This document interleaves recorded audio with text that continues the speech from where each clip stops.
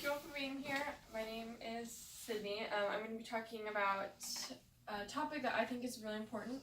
So, my senior year, we're all supposed to do a senior project and pick something that we're passionate about.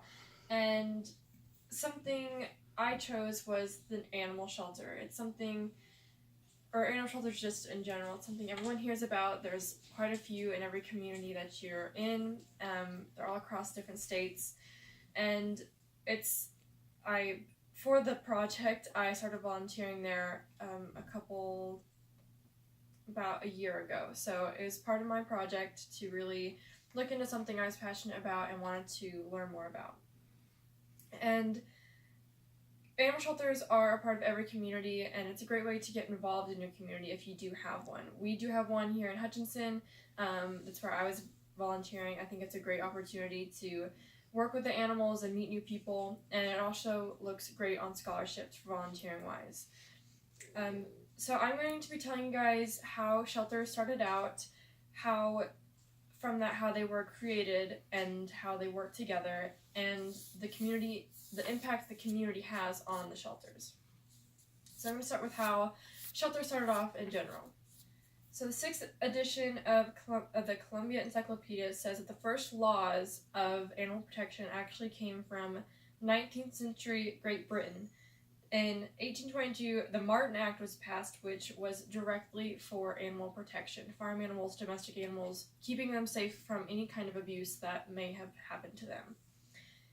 44 years later, it finally, after it traveled throughout Europe, it got over into America and to New York. And in 1866, the ASPCA was created in New York. And so that's how the shelter started. It kind of grew, and then from New York, it obviously got bigger throughout the United States. And not all shelters are huge organizations. Some of them are just shelters or rescues that people started themselves. So next, I'm going to talk about how shelters themselves are created.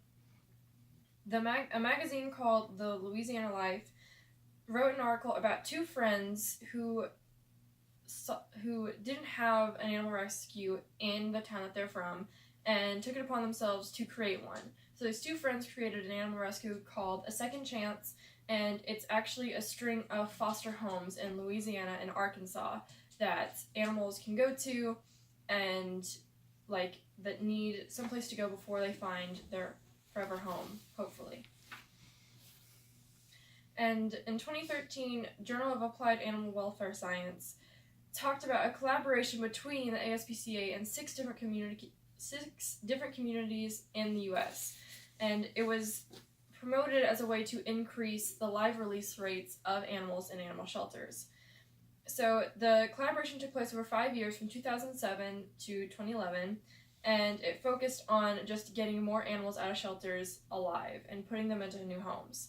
And at the end of it, the overall increased percentage of live release rates went up to 62%, and individually, one of the communities even increased to 96%.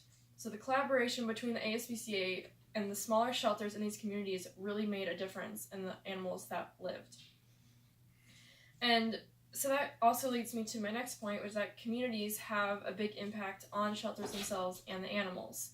So in 2010, a New York Times article talked about a statement the mayor said that he said, "There's never been a better time to be a dog in the city." Their euthanasia rate had dropped 33%, and their adoption rate had increased from 26% to 66%. So with the community help, and just more awareness, they were able to get more animals out of shelters and into new homes. And if they can do it, I think every community can do it. If a town as big as New York City can make it possible, I think more communities can as well. So I have told you about the history of animal shelters, how it started out, the diversity between the big organizations and then the smaller shelters that are just self-created with people who want to save more animals' lives, and the impact the communities themselves have on these animal shelters and the lives of the animals. So I hope from this information you will seriously consider looking into animal shelters to volunteer, to adopt. If you want to bring an animal into your home, please visit an animal shelter. Even if you don't have one in your town, I hope you make the effort, or now have the desire to make an effort to find one close to you, or even one that has an animal that you're interested in. I know firsthand that volunteering at an animal shelter is not always the easiest because some of the stuff is hard to see.